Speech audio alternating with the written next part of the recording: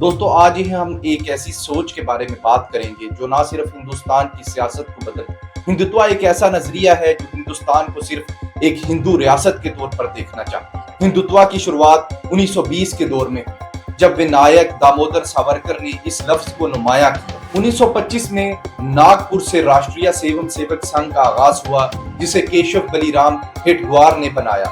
آزادی کے بعد ہندوتوا کچھ دیر تک پس منظر میں رہی، لیکن 1980 کے بعد 2014 میں نریندر مودی نے زبردست کامیابی حاصل کی۔ سب سے بڑا سوال یہ ہے کہ ہندوتوا مسلمانوں سے نفرت کیوں کرتی ہے؟ السلام علیکم دوستو، میں ہوں سید احمد مصطفیٰ اور آپ دیکھ رہے ہیں ٹرائب وائس۔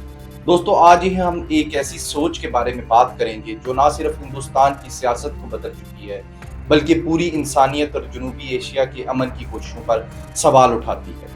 یہ سوچ ہے ہندوتوا، جس کا مرکز راشٹریہ سیوم سیوک سنگھ RSS اور اس کا سیاسی چہرہ بھارتیہ جنتا پارٹی BJP ہے۔ ہندوتوا ایک ایسا نظریہ ہے جو ہندوستان کو صرف ایک ہندو ریاست کے طور پر دیکھنا چاہتا ہے۔ دوستو یہاں پہ میں آپ کو ایک ریکویسٹ کرنا چاہوں گا کہ ہمارے چینل کو سبسکرائب کریں اور بیل کا آئیکن ضرور دبائیں تاکہ آنے والی ویڈیو وقت پر آپ کو مل سکے اور ہماری حوصلہ افزائی۔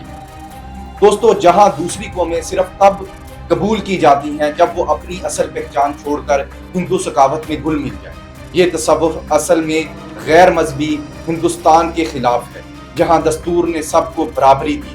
یہ سیکولر ہندوستان کے خلاف ہے۔ اس سوچ کا جو طریقہ کار ہے وہ خوف اور تفریق پر مبنی ہے۔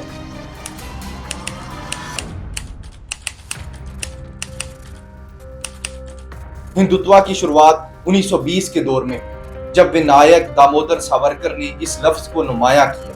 اس نے لکھا کہ اصل ہندوستانی وہی ہے جو اس سرزمین کو اپنے وطن اور اپنی مقدس دھرتی سمجھتا ہو۔ مسلمان اور عیسائی اس نقطے پر خود بخود باہر ہو جاتے ہیں کیونکہ ان کے مقدس مراکز ہندوستان کے باہر ہیں۔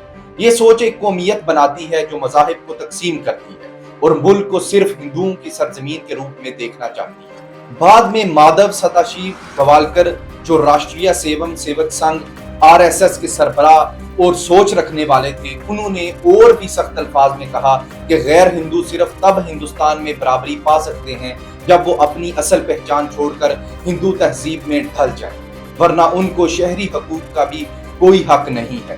گوالکر نے ایک جگہ ہٹلر کی تعریف کرتے ہوئے لکھا کہ جس طرح جرمنی نے اپنی قومی شناخت کو یہودیوں کو الگ کر کے محفوظ کیا، ویسے ہی ہندوستان کو کرنا چاہیے۔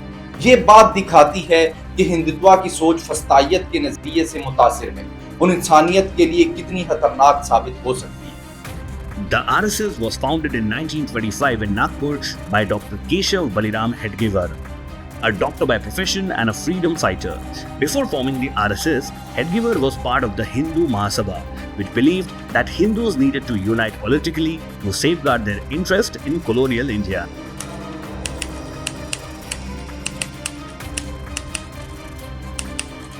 1925 میں ناگپور سے راشٹریہ سیوم سیوک سنگھ کا آغاز ہوا جسے کیشو بلی رام ہیڈگوار نے بنایا۔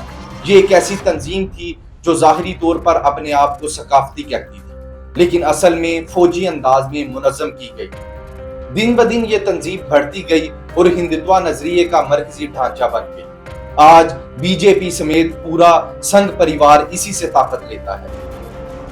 But now the RSS firmly backing Narendra Modi and making it clear that the party should not take criticism of Modi lightly and take strong action against party leaders and workers who openly criticize the Gujarat chief. Singh کے بارے میں یہ بھی یاد رکھنا ضروری ہے کہ اسے 3 مرتبہ پابند کیا گیا۔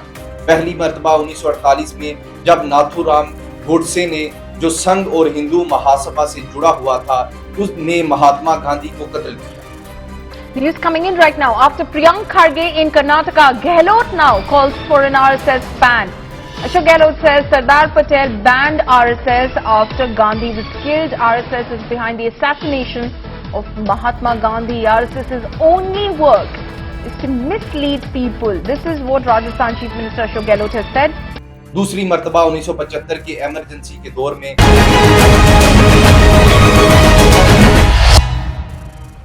30 نومبر 1966 یہ وہ تاریخ تھی جب دیش کی تتکالین پردھان منتری इंदिरा गांधी ने सरकारी कर्मचारियों के लिए आरएसएस को ब्लैक लिस्ट कर दिया था।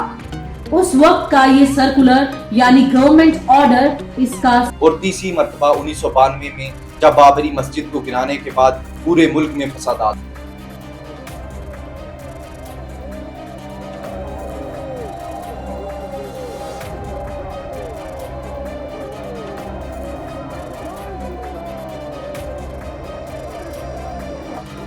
हर दफा ये पाबंदी उठ गई मगर असल चेहरा सामने आ गया कि ये एक ऐसी तंजीम है जो अक्सर तफरीक और तशद्दुद से जुड़ी होती है।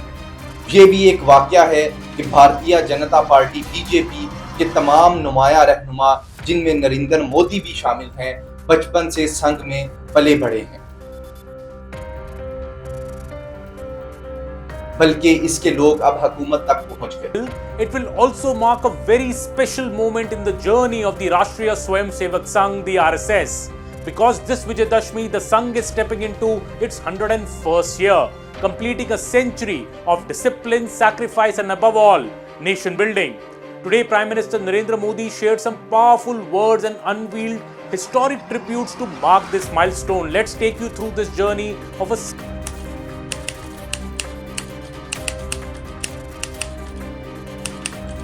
आजादी के बाद हिंदुत्व कुछ देर तक पसे मंजर में रही, लेकिन 1980 के बाद भारतीय जनता पार्टी के जरिए ये सियासत का हिस्सा बनी। राम मंदिर का मसला उस वक्त सबसे बड़ा हथियार बना। October 30th, 1990 is a day that India will never forget.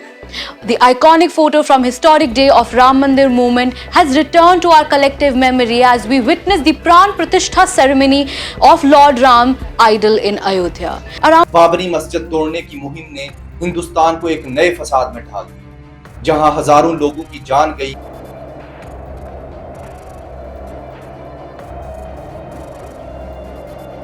इस मसले ने भारतीय जनता पार्टी बीजेपी को हिंदू वोट बैंक जमा करने में बहुत ज्यादा मदद की। फिर 2002 में गुजरात का दंगा आया, जहां एक ट्रेन हादसे के बाद मुसलमानों को निशाना बनाया गया। हजारों लोग मारे गए, घर जलाए गए।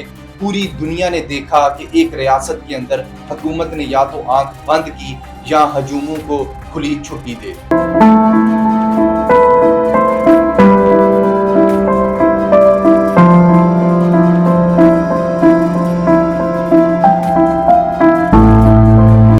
उस वक्त गुजरात के वजीर आला नरेंद्र मोदी थे और उनके नाम पर ये इल्जाम हमेशा के लिए लग गया। Just now, he's just arrived once again back to the Special Investigating Team office in Gujarat, in Gandhinagar, where he's going to continue answering questions. That's happening. Live pictures. That's happening.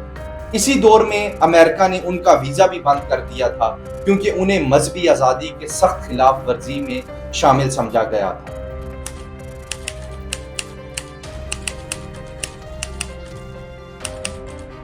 – 2014 में नरेंद्र मोदी ने जबरदस्त कामयाबी हासिल की और हिंदुत्व नजरिया सीधा हुकूमत तक आ गया। इस दौर में कुछ ऐसे कवानीन बनाए गए जो खुलकर अकलीतों को निशाना बनाते थे। दोस्तों, सिटीजनशिप के तरमीमी कानून ने मजहब को शहरियत की बुनियाद बनाया और मुसलमान महाजरीन को बाहर कर दिया।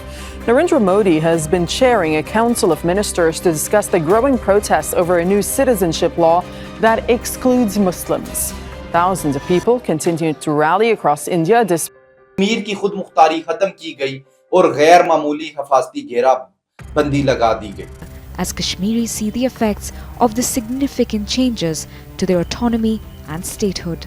They didn't tell us anything and revoked Article 370. All the phone lines are down.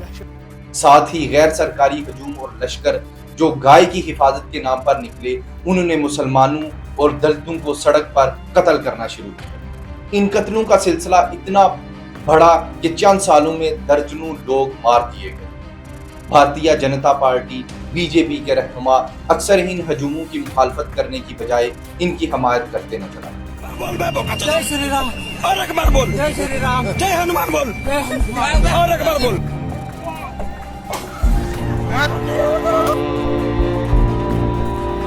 इसी दौर में दिल्ली के अंदर 2020 का फसाद हुआ, जहां शहरियत तरमीमी कानून के मुखालिफ मुजाहिरीन को निशाना बनाया और ज्यादातर मुसलमान मारे गए। पुलिस की बेतरतीबी और सियासतदानों की नफरत भरी जुबान ने इस फसाद को और बढ़ा दिया।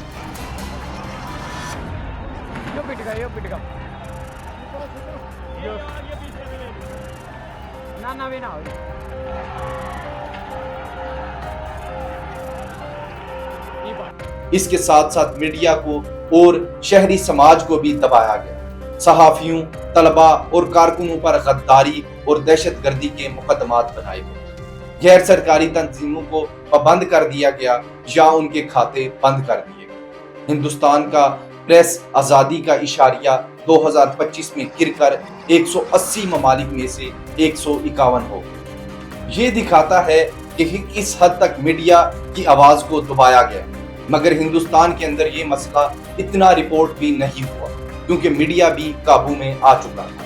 Press, and you get in the Canadas, and you get in the United States at 43, United Kingdom is at 14. So those are the sort of countries that you're looking at. And then you keep on sliding down the scale past the United States, past Taiwan, keep going, keep going, keep going, keep going, keep going, go further, go further. There you are.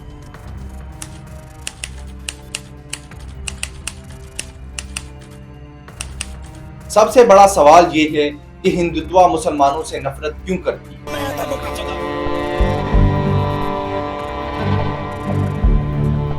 मुस्लिम होने के नाते उनको बहुत बेरहमी से मारा गया, लेकिन ये मेरा ये बात असल में उनके नजरिए में ही बसी हुई है। एक तरफ वो दरमियानी तारीख को तोड़ मरोड़ कर पेश करते हैं और मुसलमान हुक्मरानों को हमलावर बना देते हैं। दूसरी तरफ वो तकसीम का जख्म इस्तेमाल करते हैं, जहां मुसलमानों को हमेशा शक की नजर से देखा जाता है। गवालकर और सरवरकर की सोच के मुताबिक मुसलमान कभी असल हिंदुस्तानी नहीं हो सकते क्योंकि उनका मुकद्दस मरकज हिंदुस्तान में नहीं है। आज भारतीय जनता पार्टी के रहनुमा और हिंदुत्व के कारकुन एक नया अफसाना बनाते हैं कि मुसलमान ज्यादा बच्चे पैदा करके या दो मजहबों के दरमियान शादियां करके हिंदुस्तान पर कब्जा करना चाहते हैं। ये सब धोखा है जो अक्सरियत को डराने के लिए चलाया जाता है। और मुस्लिम लोग केवल इस देश पर कब्जा कैसे किया जाए, इस चिंता में लगकर एक एक परिवार, एक एक दंपति 8, 10, 12, 14 बच्चे पैदा कर रहे हैं। और सबसे बड़ी वजह यह है कि सियासत के अंदर हिंदू वोटों को इकट्ठा करना, मुसलमानों को दुश्मन बना देना इसका सबसे बड़ा हथियार है। इसी दौरान पाकिस्तान के साबका वजीर आजम इमरान खान ने बार बार हिंदुस्तान के साथ अमन की गुजारिश की। उन्होंने कहा कि पाकिस्तान हर मसले को मुकालमा और इंसाफ के जरिए हल करना चाहता है।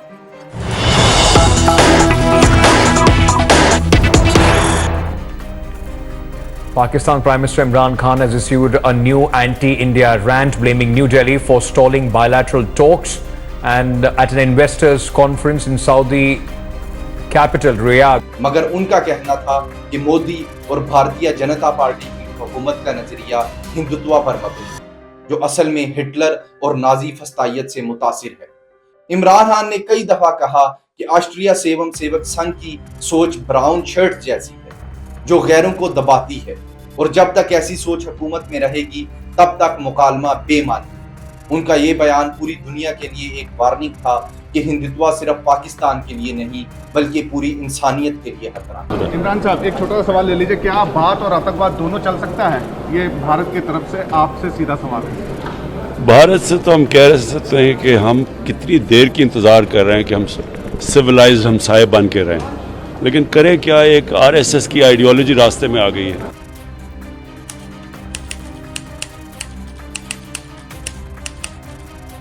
तो दोस्तों, आज हमने देखा कि हिंदुत्व की सोच एक ऐसी लकीर खींचती है जहां बराबरी और अमन के लिए जगह है। ये नजरिया गांधी के कत्ल से जुड़ा है, बाबरी मस्जिद के गिरने से, गुजरात के दंगों से और आज के कत्ल करने वाले हुजूम और तफरीकी कवानीन से। ये सोच हिंदुस्तान के गैर मजहबी दस्तूर को तोड़ती है, अक़लीतों को खौफ में रखती है और दुनिया के सामने हिंदुस्तान की शाख को कमज़ोर करती है। असल सवाल ये है कि क्या ये सोच हिंदुस्तान के लिए भलाई ला सकती है या बिल्कुल तबाही? जवाब वाज़ेह है, जब एक मुल्क अपने ही शहरियों को दुश्मन बना ले, जब इंसाफ और बराबरी को कुर्बान कर दिया जाए तो वो अपने अंदर से ही कमज़ोर हो जाता है। हिंदुत्व ना सिर्फ मुसलमानों और ईसाइयों को निशाना बनाती है बल्कि हिंदुस्तान के अपने मुस्तकबिल को भी खतरे में डालती है। इंसानियत का असल पैगाम बराबरी और मोहब्बत है, اور جو سوچ اس کے برعکس نفرت اور تفریق کو ہوا دے وہ انسانیت کے لیے بہت حد تک خطرناک ہے۔ یہ ہے ہندوتوا، ایک سوچ جو نہ ہندوستان کے لیے اچھی ہے اور نہ ہی دنیا کے لیے۔ دوستو اگر آپ کو یہ ویڈیو پسند آئی ہو تو کمنٹ کے اندر اپنی رائے کا ضرور اظہار کریں تاکہ بات رکے۔